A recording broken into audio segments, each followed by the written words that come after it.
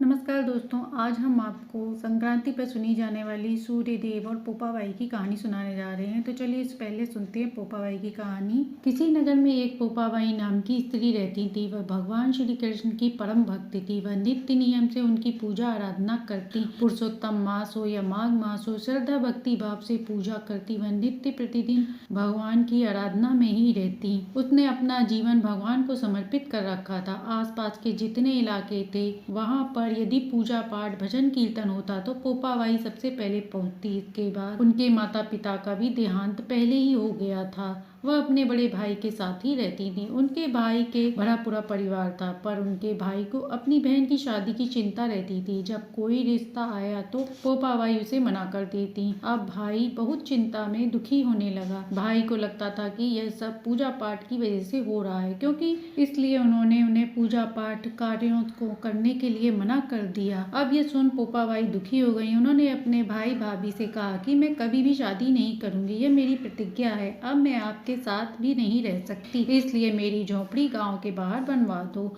और सभी से कह दो वह अपने गाय बछड़े मेरे पास जंगल में छोड़ दें। मैं उन सबका ध्यान रखूंगी, बदले में वे अपने घर का बचा हुआ खाना दे दिया करें। भाई ने बहुत समझाया पर पोपाबाई नहीं मानी। उन्होंने अपने आप को भगवान को समर्पित कर दिया। उनके पास करने के लिए कुछ नहीं था। वह दिन रात पूजा पाठ भजन कीर्तन किया करती। उनकी सेवा और पक्की हो गई। एक बार एक राजा जंगल में शिकार खेलने आया। उसने देखा गांव के बाहर जंगल में झोपड़ी है। वह वहीं रुक गया। राजा को प्यास लगी थी। उसने पानी पीने के लिए झोपड़ी के पास पहुंच गया। झोपड़ी के पास पहुंचकर उसने आवाज लगाई, पर अंदर से कोई आवाज नहीं आई। वह लगातार दरवाजा खटखटाता रहा। पोपाबाई अंदर से ही बोली, कौन है तुम? क्यों बार बार दरवाजा खटखटा रहे हो, आवाज लगा रहे हो? राजा ने पोपाबाई की आवाज सुनी तो वह उन पर मोहित हो गया। वह सोचने लगा कि जिसकी आवाज इतनी सुंदर है वह स्वयं कितनी सुंदर होगी। राजा की बुद्धि भ्रष्ट हो गई थी। राजा ने कहा कि मैं यहाँ का राजा हूँ, तुम्हारे साथ विवाह करना चाहता हूँ। पोपाबाई ने कहा, जहाँ से आए हो वहीं चले जाओ। मैं किसी भी पराये पुरुष का मुख नहीं देखती हूँ। मैंने अपना जीवन भगवान को समर्पित कर रखा है और मैं अपनी पूजा पाठ करती हूँ। अब राजा का पापी मन काम वासना से भर गया। उसे पोपाबाई की आवाज मधुर लगी। राजा ने पोपाबाई की एक ना सुनी और जबरदस्ती दरवाजा खोलकर पोपाबाई को उठाकर महल ले गया। पोपाबाई ने उसे श्राप दिया कि उसका सारा राजपाट नष्ट हो जाए। रानियों ने सुना तो राजा को समझाया कि वह बहुत साध्वी हैं, इनको जहाँ से लाए हो वहीं छोड़ आओ। रानी की बात सुनकर राजा डर गया। राजा को अपनी भूल का एहसास हुआ। राजा पोपाबाई को छोड़ने झोपड़ी में आया। रास्ते में पोपाबाई दुखी थी, क्योंकि एक पराये पुरुष ने उन्हें हाथ लगाने की कोशिश की थी, उनका सतीत्व नष्ट करने की कोशिश की थी। इसलिए पोपाबाई ने अपनी इच्छा शक्ति से अपने प्राण त्याग दिए। अब पोपाबाई में बहुत शक्ति थी। पोपाबाई जी धर्मराज जी के दरबार में गईं। उनका स्वागत किया गया। उनको तो बैकुंठ मिल सकता है। विधान के अनुसार उनकी पूजा पाठ के प्रभाव शक्ति से अपने प्राणों का त्याग उन्होंने किया था। पोपाबाई भगवान विष्णु की परम भक्त थी, इसलिए उन्हें पोपाबाई भगवान विष्णु की परम भक्ति थी। भगवान की आज्ञा से कार्तिक माह का महीना उनकी भक्ति का रहेगा।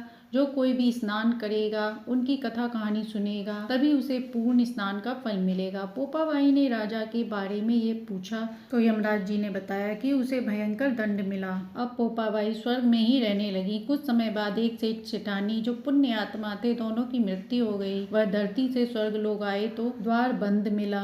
अब धर्मराज जी से वे बोले कि द्वार खोले। धर्मराज जी बोले, इस द्वार पर तो पोपाबाई का राज है। उन्होंने कहा, हम तो पोपाबाई को नहीं जानते। धर्मराज जी ने कहा, उन दोनों की बात सुनकर कि उन्हें पोपाबाई का पूरा वृतांत सुनाया। तब धर्मराज जी ने कहा, तुम लोग पुण्य आत्मा हो, इसलिए मैं तुम्हें 7 दिन का समय मृत्यु लोक में देता हूँ। तुम लोग वहाँ वापस जाओ और वहाँ इस पावन महीने में पोपाबाई का नाम लो, उनकी कथा कहानी सुनो, साथ ही एक कटोरी राई से भरकर 5 कपड़ा कहानी सुनकर उद्यापन करो और कहो, राज है पोपाबाई का, वह लेखा लेकर राई का। दोनों बात समझ गए। वह वापस धरती पर आकर धर्मराज जी के अनुसार पूजन पाठ किया। पोपाबाई की कहानी कथा सुनी, उसके लिए भी द्वार खुले। हे पोपाबाई, जैसे सेठ सेठानी के लिए स्वर्ग के द्वार खोले, ऐसे ही इस कथा कहानी को कहते सुनते हुकारा भरते सभी के लिए द्वार खोलना। तो प्रेम से बोलिए पोपाबाई की जय हो।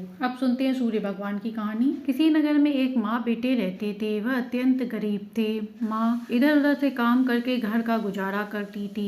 एक दिन उसकी माँ ने अपने बेटे से कहा कि बेटा, हर कोई भी भगवान का नित्य नियम करके पूजा पाठ करके ही भोजन करता है। तुम भी कोई नित्य नियम ले लो जिससे कि हमारे कुछ दिन बदल जाएं। लड़के ने माँ की बात मान ली।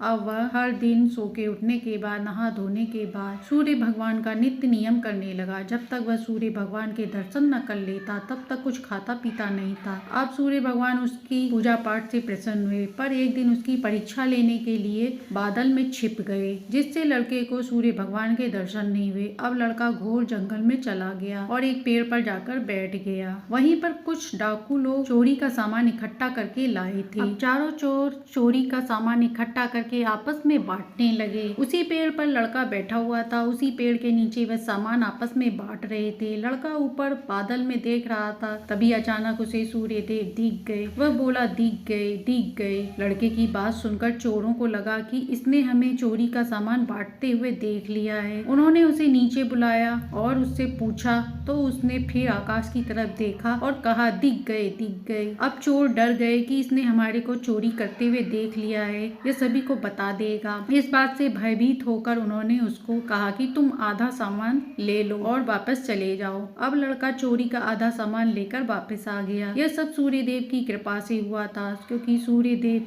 कि वह आराधना पूजा करता था, जिससे वह उससे प्रसन्न हुई। अब लड़का सामान लेकर घर आया तो माँ को दरवाजा खोलकर बुलाया। माँ ने कहा, बेटा, इतनी देर से तुम नित्य नियम निभाने कहाँ चले गए थे? अब मत जाना। बेटे ने कहा, माँ, मैं कुछ लाया हूँ। माँ ने दरवाजा खोला तो बेटा अंदर आया और सारा सामान माँ को दिखाया। माँ बेटे बहुत खुश हुए। वह सूर्य देव की जय जयकार करने लगे। बेटे ने माँ को सारी बात बताई। माँ बहुत खुश हुई और कहने लगी कि ये सब सूर्य देव की कृपा से ही हमें मिला है। अब हमारी गरीबी दूर हो जाएगी। अब दोनों मिलकर धर्म कर्म का कार्य करने लगे और सूर्य उपासना और अच्छे मन से करने लगे, जिससे उनके घर में सुख समृद्धि आ गई। तो ये थी संक्रांति पे सुनी जाने वाली पोपाबाई और सूर्य देव की कहानी, जिसे सुनने से सुख सौभाग्य में वृद्धि होती है। कहानी अच्छी लगी हो तो लाइक एंड सब्सक्राइब करें।